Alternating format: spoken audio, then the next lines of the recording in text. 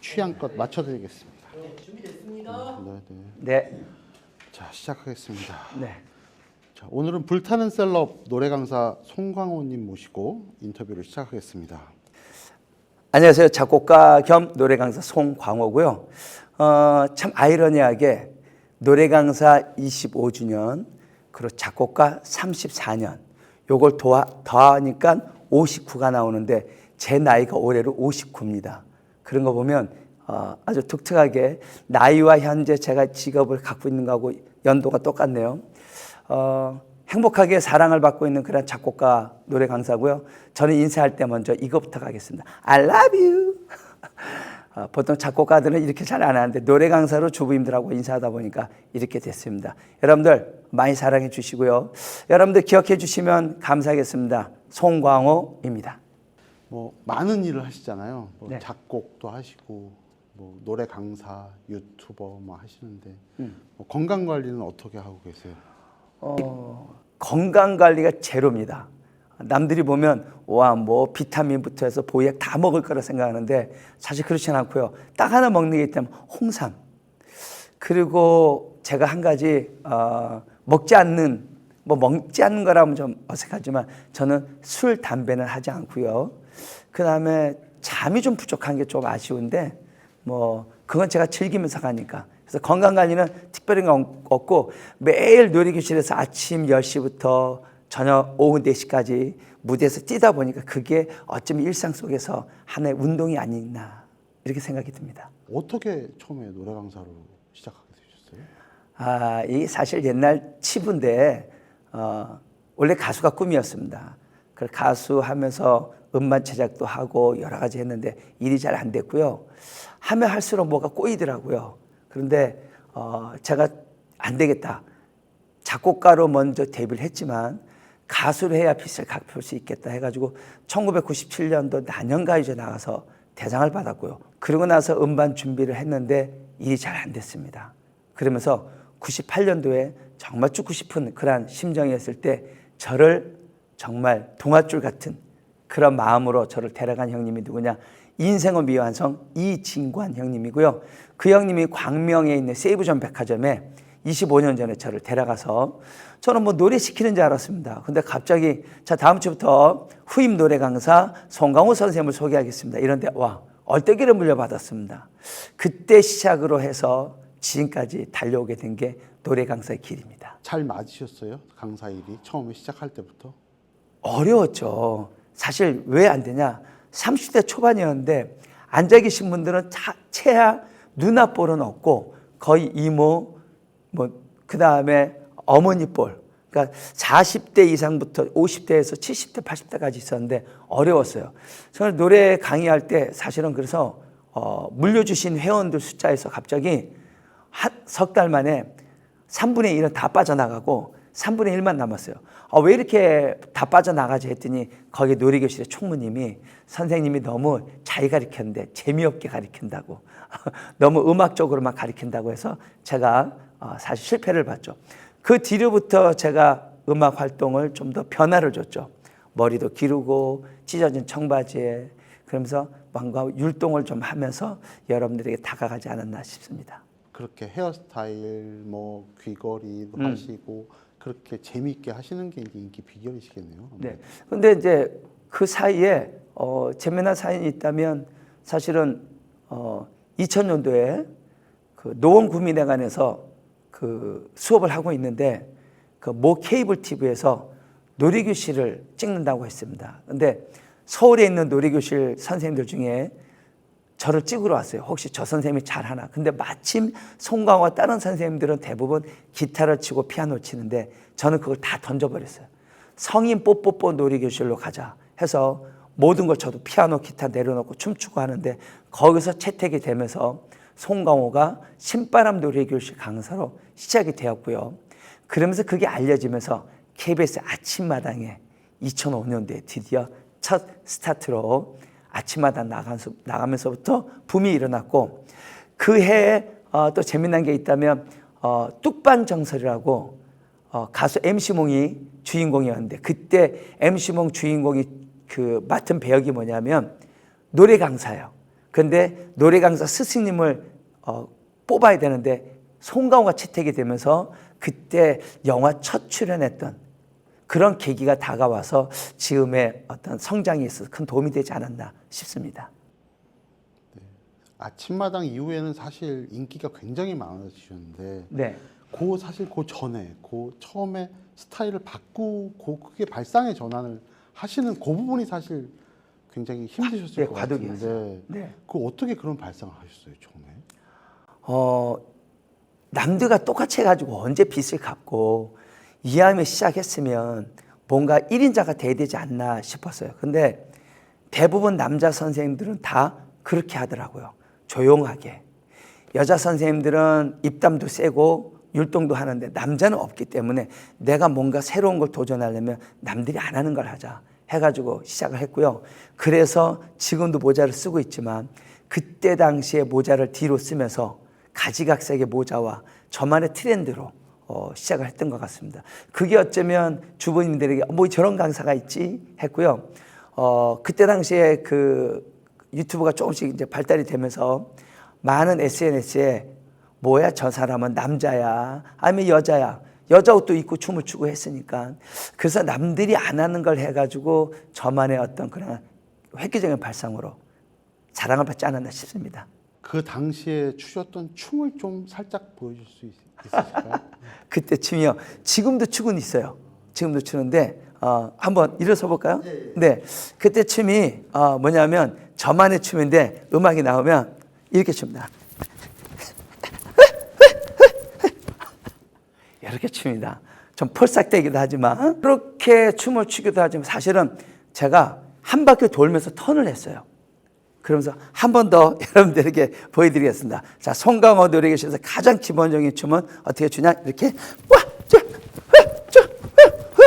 이렇게 추면 어머님들이 팔딱팔딱 뛰는 모습 그렇게 귀엽다네요. 귀엽지 않으신가요? 내가 귀엽다고 물어보니까 좀 그렇습니다. 근데 이 춤이 25년 전에 추는 춤인데 지금도 이렇게 해요. 가장 그래서 이런 모습으로 그 주부님들이 남들이 안 하는 그 뛰는 율동의 강사로 송강호가 자리매김했던 가장 큰 요인이었던 것 같아요. 많은 일을 하셨는데 작곡가, 가수, 노래 강사 하셨는데 네. 어떤 일이 제일 행복하고 즐거우신지? 참 말하기 어렵습니다. 가수는 정말 되돌아보기 싫긴 한데 가수가 원래 꿈이었어요. 가수가 꿈이었는데 쉽지 않더라고요. 근데 박남정 씨를 만나면서 작곡가로 데뷔를 시작했고 그때 안치행 선생님이 나중에 결국은 앨범을 내줬고 1년 만에 다른 데 소속사로 넘어갔지만 해피는 그때 어렵게 정말 많은 투자를 해서 만들어주신 그 우리 대표님의 앨범이 1992년도 5월에 그 많은 사람들이 정말 당대 히트곡이라 그러죠. 제가 아닌 서태지와 아이들의 난 알아요가 나오면서 송강호 음악이 사실은 약간 뒤로 묻혀버렸어요. 그래서 음반 주문 받았던 것들이 다 거의 반품이 됐으니까 그래서 가장 힘들었던 시기가 가수였던 것 같고요. 어느 게 더 좋냐 그러면 지금 생각하면 아직도 과감하게 할 수 있는 건 저는 노래 강사가 좋아요.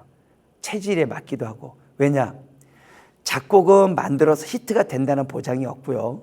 또 이것이 가수에게 가져간다는 보장도 없지만 노래 강사는요. 열심히 최선을 다해서 나만의 끼를 보여주면 매주 그분들이 와서 수업을 들어주고 무대에서 박수 쳐주는 그 희열을 느낄 수 있기 때문에 지금도 25년째 노래 강사가 더 저에게 맞지 않나 싶습니다. 아침마당에 나가셔가지고 이제 그 인터뷰가 인기의 비결을 그때 물어봤는데 이제 주부님들을 17세 소녀로 만들어준다는 그 멘트 때문에 사실 화제가 좀 됐었는데요. 네. 그 얘기를 좀 들려주시죠. 어떻게 17세 소녀로 만들어주시는 건지.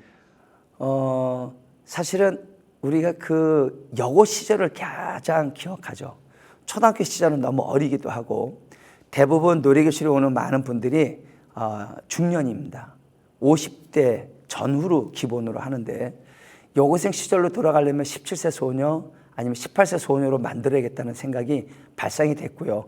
마음은 뭐 다 그렇게 갖고 있으니까 우리가 뭐 어떤 천하장사도 다 쓰러뜨릴 수 있다고 해도 세월은 못 쓰러뜨리니까 그래서 송강호 발상한 게 17세, 18세 소녀로 만들어 드리겠다. 그런데 그러려면은 호칭부터 바꿔야겠다 해가지고 그냥 집에서는 사랑하는 남편에게 그냥 초창기에는 사귈 때 오빠 했는지 모르지만 결혼해서는 오빠 안 하잖아요.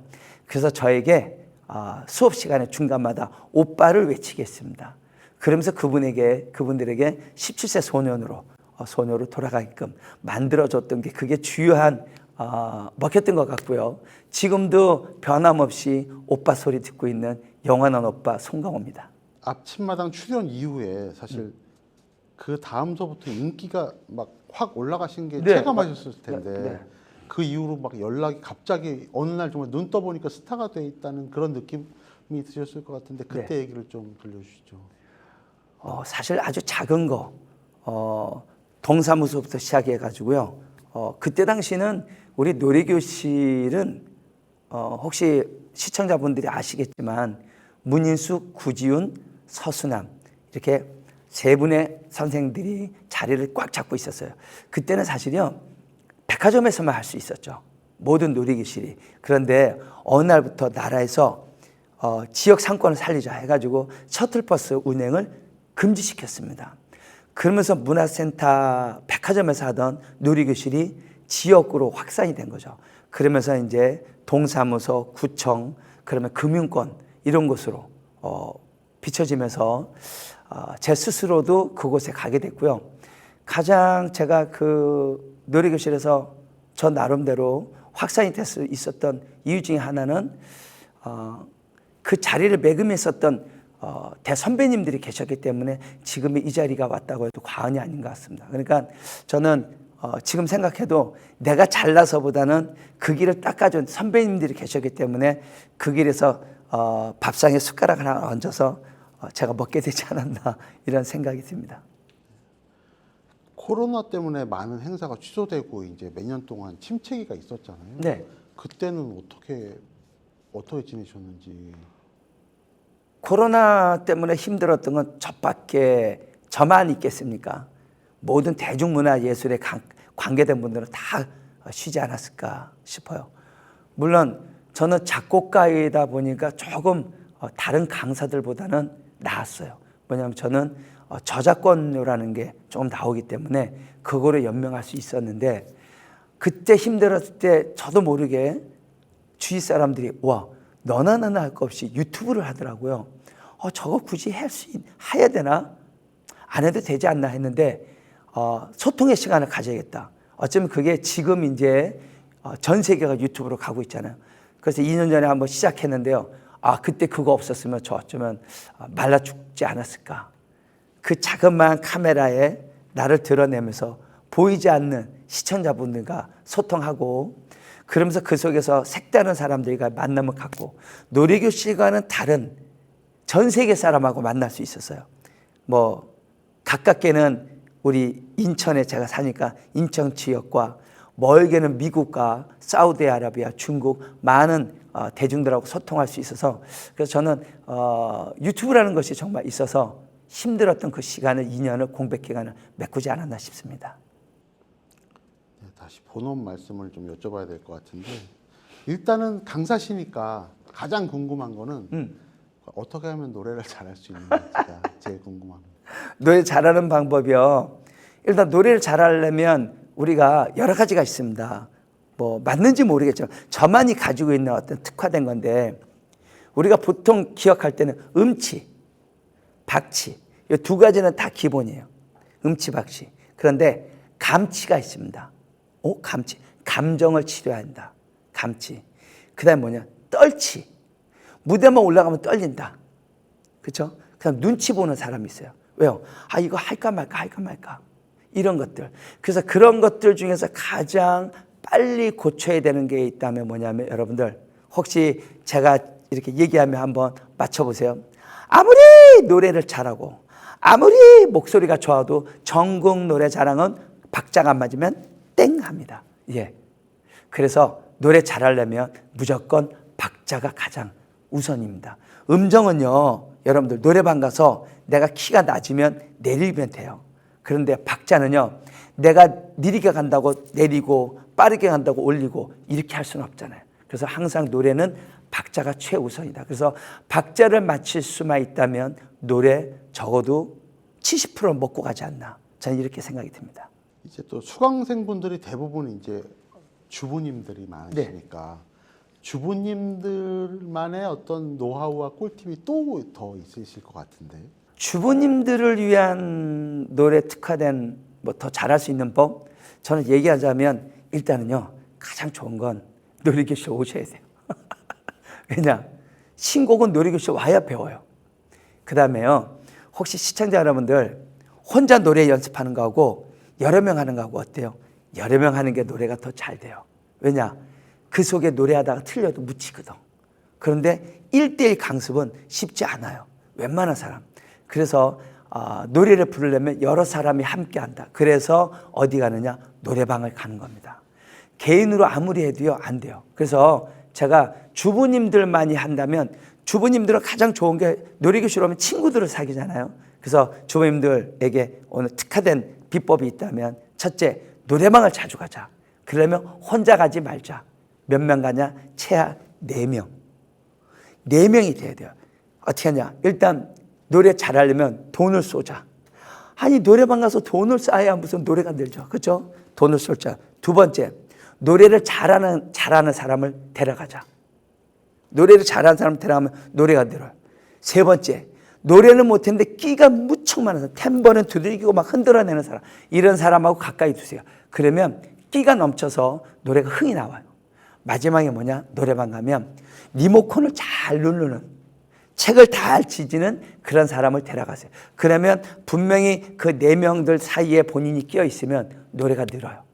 근데 그 중에서도 제일 많이 노래 늘려면 어떻게 하냐? 돈을 쏘시기 바랍니다. 그래야 노래가 늘어요. 그래야 친구들이 주위에 많이 있으니까. 쏠 줄 모르면 노래방 못 가니까. 아셨죠? 그러니까 여러분들 친구는 몇 명? 노래방은 최하 4명 함께 가시면 좋아요. 그래서 한 사람씩 노래를 바꿔서 부르면 5분이라고 잡고 15분, 20분 만에 내가 한 번씩 돌아갈 수가 있으니까. 대신에 잘해야 될 게 뭐냐? 이거 꽂아주는 친구를 잘 써야 돼요. 내가 부를 타임인데 다른 사람 거 집어넣어서 내 거 지울 수도 있으니까. 그러니까 여러분들 노래 잘하려면 4명에서 노래방을 가자. 꿀팁입니다. 전에 인터뷰 보니까 노래가 치매 예방에도 도움이 된다고 한번 하셨던데 실제로 도움이 되나요? 네, 그러면 여러분들 노래하려면 일단 뭘 해야 되냐? 멜로디 외워야 되잖아요. 멜로디. 그다음 또 뭐 외워요? 가사 외워야죠. 그다음 뭐 할까요? 박자 맞춰야 돼요. 그렇죠? 그다음 뭐 하냐? 감정을 내려면 이 모든 게 다 어디서? 머리에서 나옵니다. 그러면 여러분들 한번 실례로 한번 연습 한번 해보고, 송강호만이 특화된 건데요. 자, 왼손 약지, 오른손 엄지. 자, 요거를 좌우내를 발달합니다. 송강호는 오른손 제비지만 기타를 치기 때문에 왼손을 자꾸 쓰니까 머리에 좋고요. 피아노를 치려면 두 손을 치니까 왼손을 자꾸 쓰죠. 그래서 여러분들 주부님들 빨래를 이렇게 물을 짜거나 뭘 할 때 오른손 제비는 왼손을 자꾸 쓰도록 이렇게가 아니라 반대로도 비틀어 주는 걸 해야 돼요. 그래서 한번 해볼게요. 왼손 약지, 오른손 엄지. 자, 쉽게 합니다. 바꿔.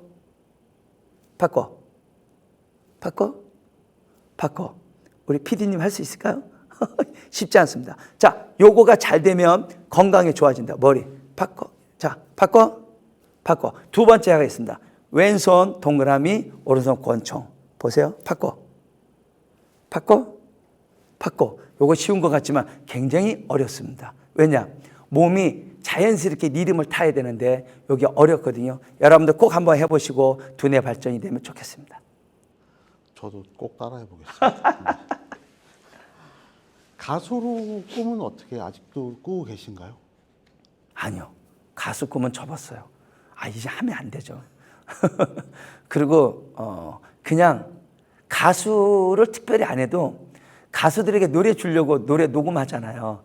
음악을 만들고. 그러면 제가 스스로 가수가 된 것처럼 노래를 전달해야 되니까 그러면서 저 스스로 노래마다 다 제가 느끼고자 하는 느낌, 그런 힐링을 다 그대로 전수하는 것 같아요. 그래서 지금은 가수의 꿈은 없고요. 그냥 즐기면서 무대에서 노래하는 게 가장 좋습니다. 전에 말씀하신 것 중에 조용필도 애용하는 음치 탈출법이라고 있는데 요건 어떤 거예요? 글쎄요, 뭐 과하게 얘기한 것 같아요. 음치 탈출법은요, 여러분들 몸을 쓴다. 어떻게 음치를 몸을 쓰냐? 송가호가 특화된 25년 동안 저하고 수업을 해보신 많은 분들이요, 음역대를 저는요 손으로 잡습니다. 이 손은 박자와 감정과 리듬과 모든 것을 잡아낼 수 있어요. 낮은 음이 나올 때 밑으로 내려주고요. 그 다음 중음, 고음, 하이를 손으로 잡을 수 있고요. 그 다음에 박자를 할 때 하나, 둘, 셋, 넷, 원, 투, 쓰리, 포, 하나, 둘 이렇게. 그래서 음역대와 감정. 그 다음에 여러분들 보세요. 이거 감정을 어떻게 하냐? 너, 나, 우리 이런 표현을 쓰면서 감정과 박자와 음정을 표현할 수 있기 때문에 저는 뭐 우리 조용필 선배님을 빗대어서 얘기한 거고요. 이렇게 표현하면 모든 것이 된다. 그래서 성인 뽀뽀뽀라고 생각하면 정말 노래는 잘 될 수 있습니다. 꿀팁입니다. 작곡가도 겸업하고 계셔서 뭐 가요계 마이다스 손이라고도 불리시는데 지금 가장 알려진 곡은 어떤 곡이죠? 제일 많이 알려진 곡은 사실은 2012년도에 발표한 우리 진미령 선배님의 미운 사랑입니다. 그게 가장 많이 알려졌죠. 그러면 그동안 발표하신 곡들 중에 뭐 가장 애정이 가는 곡이나 가장 마음에 남는 곡이나 뭐 그런 곡들은 혹시 있어요? 가장 기억에 남는 노래는 물론 첫 번째 노래예요. 제1호 박남정 씨의 안녕 내 사랑이고요. 1989년도 10월 28일 날 오후 5시에 123번 세풍운수 광화문에서 온수동까지 가는 버스에서 제가 그 노래를 처음 들었습니다. 그래서 지금도 시간과 날짜를 연도를 기억하고 있죠. 제 노래가 처음 발표됐고요. 그래서 그 노래가 가장 기억에 남고요. 그 다음에 아쉬움이 있다면 1991년도인가 2년도에 우리 정수라 씨가 낸 앨범인데 노래 제목이 고개 숙인 여자예요. 그런데 노래 따라간다고 제목이 정말 고개 숙여버리고 말았습니다. 그래서 그게 못내 아쉬운 노래. 정수라 씨와 정말 기념 10집 앨범을 제가 총 디렉터를 맡았는데 제 노래를 그게 좀 안 된 게 아쉽고요. 그 다음에 현재 저에게 제2의 인생을 살게 해주고 있는 노래가 바로 진미령 선배님의 미운 사랑입니다. 제가 이 노래에 이렇게 애창을 더 갖는 이유는 노래보다는 그 선배님의 어떤 인간성에 더 매력을 느끼지 않았나. 제가요 저희 집에 와가지고 노래 연습하고 이렇게 신곡을 받아가려고 몇 곡을 들었는데 식사하러 갔어요. 근데 고깃집에 갔는데 갑자기 고기를 이렇게 먹으려고 하니까 우리 진미령 선배님 송 선생 그냥 먹으면 안 돼요 하면서 집게로 딱 잡더니 고기를 적당히 먹을 만큼 이렇게 썰어주면서 뒤집어서 제 수저에다가 올려줬어요. 그러면서 먹으라고. 그 사랑에 제가 뿅 갔습니다. 와, 우리 어머니도 못 해줬던 그 사랑인데 그래서 내가 이 선배한테 인간적인 면으로 한번 올인해보자 한 게 미운 사랑이 되었고요. 그래서 지금까지 저에게 가장 큰 행운을 가져다 준 그 노래가 미운 사랑입니다. 얼마 전에 김호중의 할머니라는 곡에 작곡으로 참여하셨는데 어떻게 참여하시게 된 건지 얘기를 좀. 어느 날 갑자기 제 놀이교실에 왔었던 많은 가수들, 특히 여러분 알다시피 미스터트롯 1의 정말 1등 우리 임영웅 가수, 그 다음에 장민호 가수, 영탁 가수가 다 저희 놀이교실에 왔었어요. 그래서 미스터트롯 나가서 막 나오는데 응원해주고 있었죠. 그런데 어느 중간 정도 지나가는데 갑자기 저희 매니저인 집사람이 여보 빨리 와봐. 이거 봐봐 하면서 제가 만든 노래가 할머니라는 노래가 있었습니다. 근데 그 사연을 김호중 가수가 얘기한 거예요. 저는 할머니 손에 걷기 때문에 아직도 할머니를 잊을 수가 없습니다. 그래서 제가 만든 노래 할머니가 저 가수에게 주면 여보 좋겠다 해서 김호중 가수에게 가게 됐고요. 그때 소속 가수인 한혜진 씨가 계셨는데 그분에게 전달해서 이 노래 꼭 한번 우리 김호중 가수가 불렀으면 좋겠다고 했는데 3일 만에 연락이 왔습니다. 그래서 이 노래를 쓰겠다고. 근데 이 노래를 쓰게 된 동기는요, 그 전에 원래 썼어요. 뭐냐면 그 조항조 선배님의 옹이라는 작곡가 작사가의 이승규 선생님이 어느 날 저를 보자 그래서 만났더니 제가 그 노래를 너무 열심히 가르치니까 송 선생님 고마워요. 근데 내가 좋은 가사가 있는데 나도 미운 사람 같은 곡 좀 한번 써주시오 하고 첫 내민 노래가 할머니였습니다. 그때는요 할머니가 아니라 한문이었어요. 사투리 방언으로. 그런데 나중에 우리 김호중 가수 대표님이 한문이가 발음이 안 좋다. 한문이 입을 다치니까. 그래서 그 전국적으로 쓰기에는 가장 좋은 사투리가 뭐냐? 할문이었어요.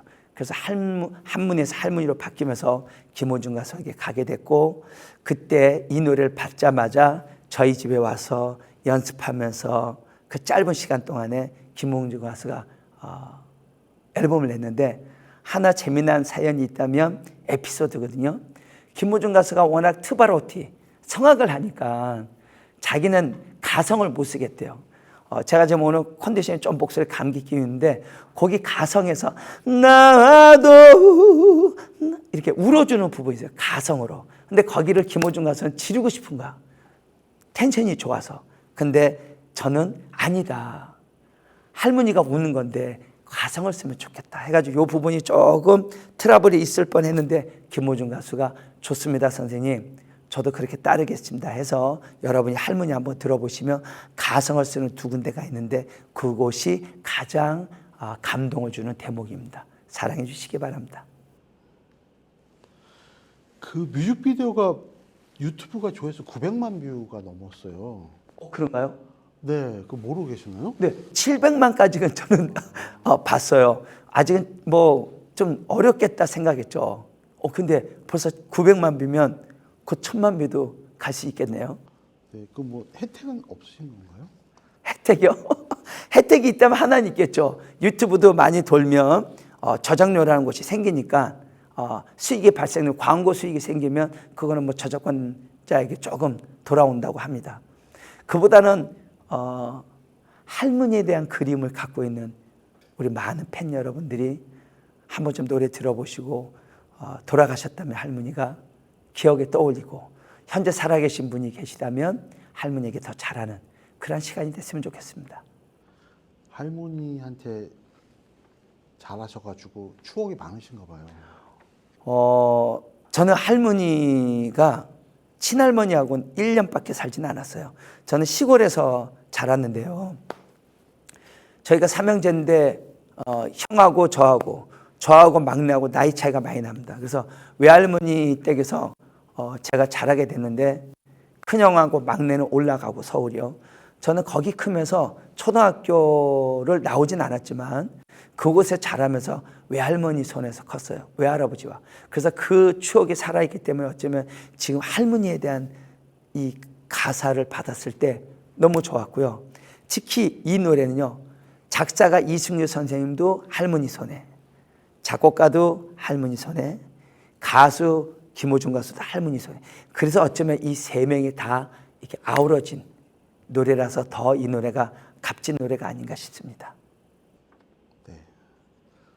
앞으로 뭐 새롭게 혹시 도전하고 싶은 분야는 있으세요? 있습니다.